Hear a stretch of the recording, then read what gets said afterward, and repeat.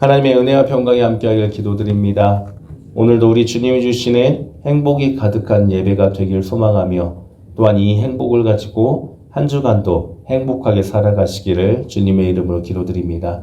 우리 앞뒤 좌우로 다시 한번 인사 나누겠습니다. 사랑합니다. 축복합니다. 사랑합니다. 축복합니다. 오늘은 대림절 첫째 주일입니다. 대림절은 예수님께서 이 땅에 오심을 기념하는 성탄절 전 4주 동안을 대림절이라는 교회력으로 지키게 됩니다. 이 기간은 성탄절을 준비하는 기간이기도 하고 또 다시 오실 예수님을 기다리는 기간이기도 합니다. 대림절 기간 동안에 우리를 위해 이 땅에 오신 주님께 감사함으로 보내시기를 바라고 또 다시 오실 주님을 기다리는 믿음으로써 은혜의 기간이 되기를 소망합니다. 우리는 이 세상에 태어났기 때문에 살아가는 것이 아니라 주님이 우리에게 주신 그 사명을 감당하며 다시 오실 주님을 기다리면서 살아가야만 합니다. 기다림은 우리를 설레게 만듭니다. 누군가를 기다리는 것, 어떤 날을 기다린다라는 것, 우리로 하여금 설레고 소망을 품게 만듭니다. 아는 분께 아내를 처음 소개받았을 때 제가 처음 전화를 했고 전화하는 가운데 이 사람 괜찮다라는 생각이 들어서 만나기 일주일 전에 주중에 계속 전화로 통화를 하게 되었습니다.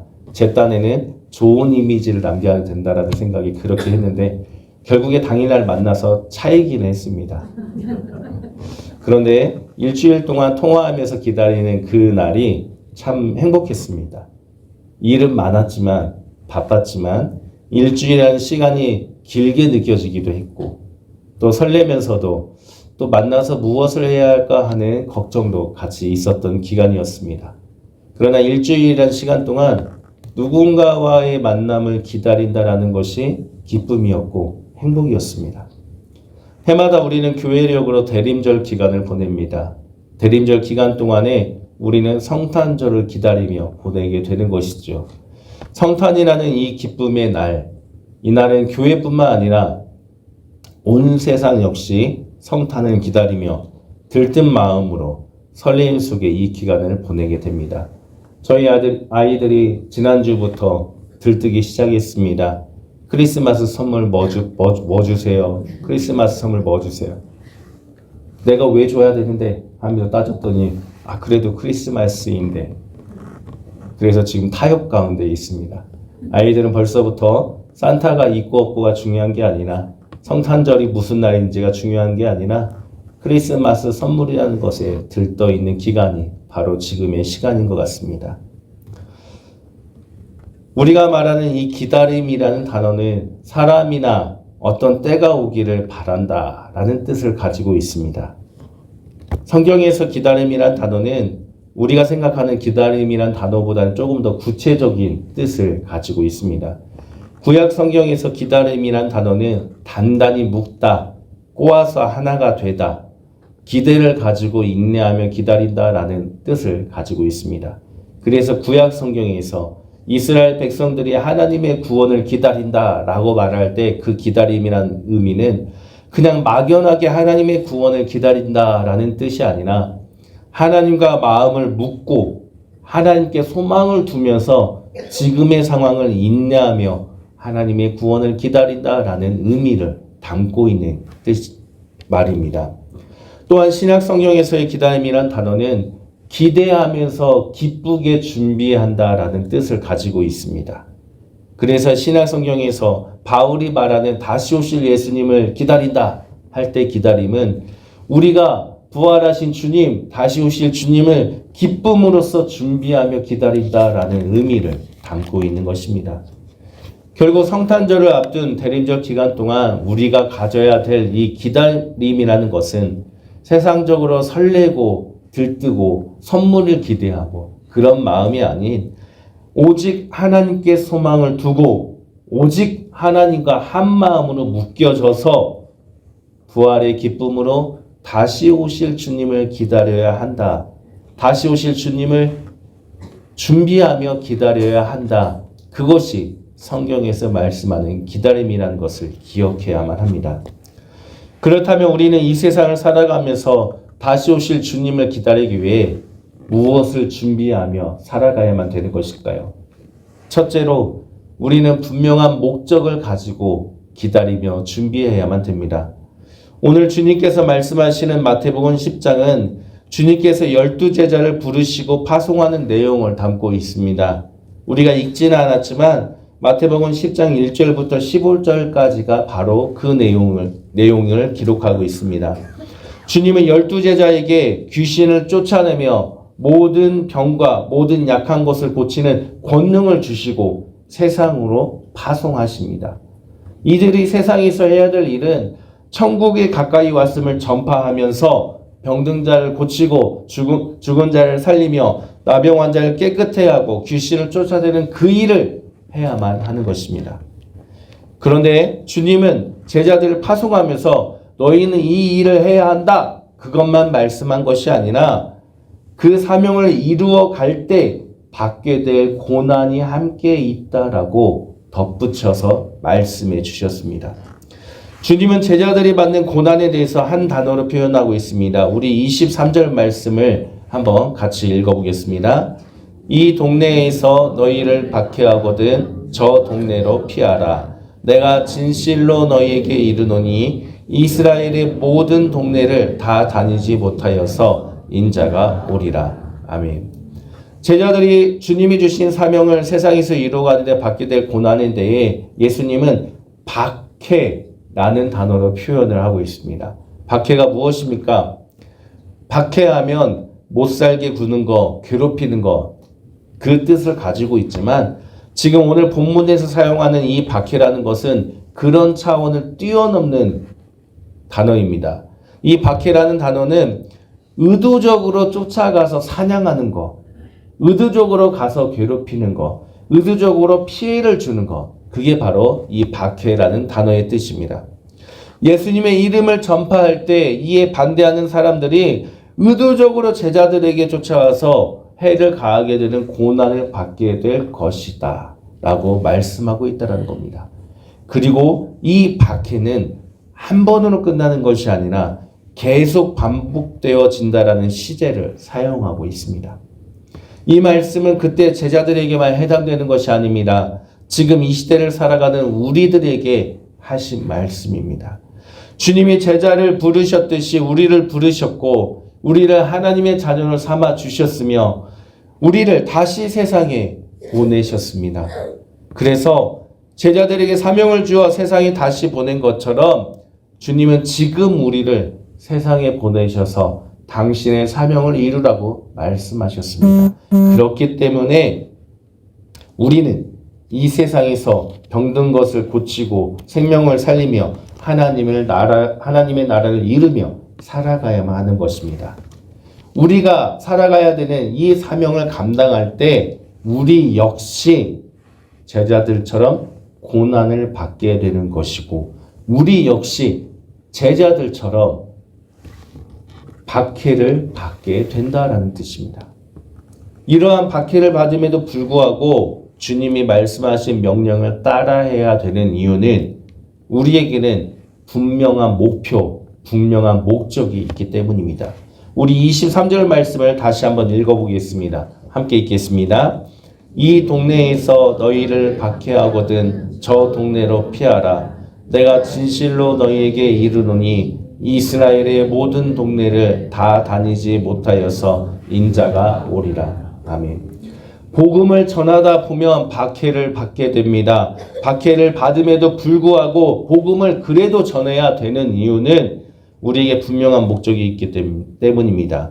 그 목적은 인자가 오리라. 우리 주님께서 다시 오신다고 말씀하셨기 때문에 우리는 박해를 받는 그 상황 속에서도 우리에게 주신 그 사명을 감당하며 살아가야 한다는 겁니다. 목적이 있어야만 끝까지 걸어갈 수 있고 목적이 있어야만 기다릴 수가 있습니다. 그리고 우리에게 그 목적은 죽으시고 부활하셔서 하늘로 올라간 그 모습처럼 다시 오셔서 이 땅 가운데 하나님의 나라를 완성하신다는 주님의 재림이 우리의 목적이 되어야만 하는 것입니다. 우리가 죽어 천국 가는 것이 아니라 주님께서 다시 이 땅에 오셔서 완전한 하나님 나라를 이루신다라고 말씀하셨기 때문에 우리는 이 땅에서 박해를 받아도 고난을 받아도 주님의 말씀하신 그 사명을 감당하며 살아가야만 한다는 겁니다. 따라서 우리가 박해를 받는 가운데서 주님이 주신 사명을 감당하기 위해서는 우리는 분명한 목적, 다시 오실 주님 그 목적을 바라고 그 목적을 붙잡고 다시 오실 주님을 기다리며 살아가야 함을 기억하시기를 바랍니다. 우리가 이 세상을 살아가면서 다시 오실 주님을 기다리기 위해서 우리가 준비해야 될 두 번째 모습은 우리는 주님만을 의지하며 살아가야만 됩니다. 우리 16절 말씀을 같이 읽겠습니다. 보라, 내가 너희를 보냄이 양을 이리 가운데로 보냄과 같도다. 그러므로 너희는 뱀같이 지혜롭고 비둘기같이 순결하라. 아멘. 주님께서 제자들을 파송하는 그 모습을 보고 양을 이리 가운데 보냄과 같다라고 비유하여서 말씀하고 있습니다. 분명한 목적을 가지고 제자들을 세상을 보내는데 양을 이리 가운데 보내는 것과 같다라고 예수님의 마음을 표현하고 있습니다. 양을 이리 가운데 보내면 어떻게 됩니까? 이리에게 먹히거나 이리의 괴롭힘을 당하게 될 것은 분명합니다. 이리는 시시탐탐 양을 노리게 되고 양은 반대로 언제 공격당할지 몰라 두려움 가운데 그렇게 살아가게 되는 것입니다. 양은 연약합니다. 그렇기 때문에 양은 결코 혼자 둘 수 없는 존재입니다. 그래서 양은 늘 목자의 보살핌을 받아야만 하는 존재입니다. 양이 이리 가운데서 살아갈 수 있는 방법은 목자의 보살핌을 받아 목자를 의지하며 살아갈 수밖에 없는 것입니다. 주님은 우리들을 양으로 비유하면서 세상에 보낸 것 같다라고 말씀하셨습니다. 그렇기 때문에 우리들은 이 세상 속에서 오직 목자이신 예수 그리스도의 보살핌을 받으며 살아가야만 하는 것입니다. 주님께서는 주님이 선한 목자이며 우리는 양이라고 그렇게 말씀하셨기 때문입니다. 양들을 위해서 모든 것을 다 내어주신 주님, 그 주님만을 의지하는 것, 그것이 다시 오실 주님을 준비하며 기다리는 우리들의 모습이 되어야만 하는 것입니다. 그렇다면 목자이신 주님을 우리가 어떻게 의지해야만 합니까? 우리 16절 말씀을 다시 한번 읽어보겠습니다. 함께 읽겠습니다. 보라, 내가 너희를 보냄이 양을 이리 가운데로 보냄과 같도다. 그러므로 너희는 뱀같이 지혜롭고 비둘기같이 순결하라. 아멘. 우리는 이리 가운데 보낸 양과 같습니다. 그러므로 결과를 뜻하는 단어지요. 이리 가운데 보낸 양과 같은 우리들이기 때문에 우리는 뱀같이 지혜롭고 비둘기같이 순결하여 주님을 의지해야 한다라고 말씀하는 것입니다. 뱀은 지혜의 상징입니다. 하와를 유혹하여 선악과를 따먹기 위해서 지혜의 상징이다. 그것이 아니라 구약 성경에서 이 뱀이라는 단어 자체가 지혜를 뜻하고 있기 때문입니다. 지혜가 무엇입니까? 머리가 좋은 것이 지혜가 아닙니다. 지혜는 통찰력입니다. 분별력입니다. 무엇이 올바른 것인지, 무엇이 선한 것인지, 무엇이 하나님의 말씀인지를 분별하는 것, 그게 바로 지혜입니다.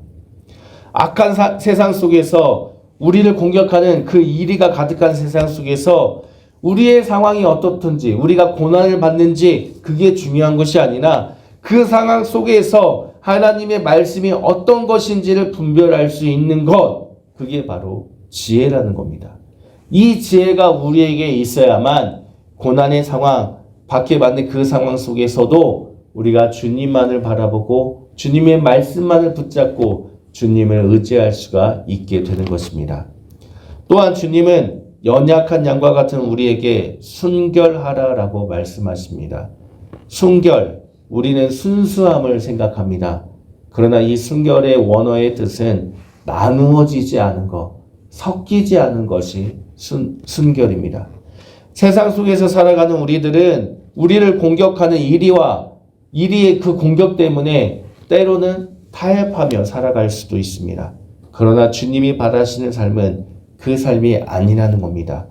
세상 방식과 타협하는 것이 아니라 세상에서 살아가지만 오직 주님의 뜻대로, 주님의 말씀대로 살아가는 것, 그게 바로 주님께서 말씀하시는 순결입니다. 이 순결이 우리에게 있을 때 우리는 이 세상을 살아가면서 우리를 유혹하는 수많은 그 유혹들을 따르는 것이 아니라 오직 주님만을 바라보고 주님만을 의지하며 주님을 따를 수 있게 됨을 믿으시기를 바랍니다. 이리가 가득한 이 세상 속에서 우리는 모든 상황에서 주님의 말씀을 분별할 수 있는 지혜와 세상 유혹에 흔들리지 않고 오직 주님의 말씀을 따르는 그 순결함, 이것이 있을 때 목자이신 주님만을 의지하며 살아간다라고 주님께서 우리에게 말씀해 주셨습니다.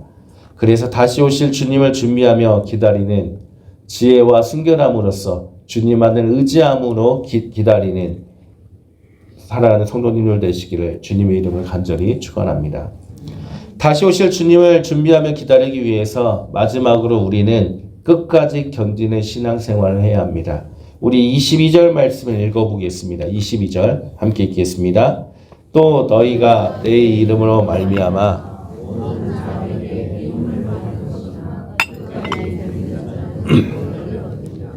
아멘. 주님의 말씀을 전하다 보면 때로는 미움을 받을 때도 있습니다. 그러나 주님께서는 끝까지 견뎌라 라고 우리에게 말씀하십니다. 견딘다라는 이 단어는 그냥 참는 것, 그것을 뜻하지 않습니다. 우리가 로마서 때도 이 말씀이 한번 나왔죠. 도망하지 않고 그 상황에 머물면서 하나님을 붙잡고 참는 것, 그게 바로 견딘다라는 단어의 뜻입니다. 그리고 이 견디는 자는 한 번으로 끝나는 것이 아니라 계속해야 한다라는 시제를 사용하고 있습니다. 미움의 그 상황 속에서 오직 하나님만을 붙잡음으로써 그 상황을 도망치는 것이 아니라 오직 하나님만을 붙잡음으로써 끝까지 참는 것, 그게 바로 견딘다라는 단어의 뜻이라는 겁니다.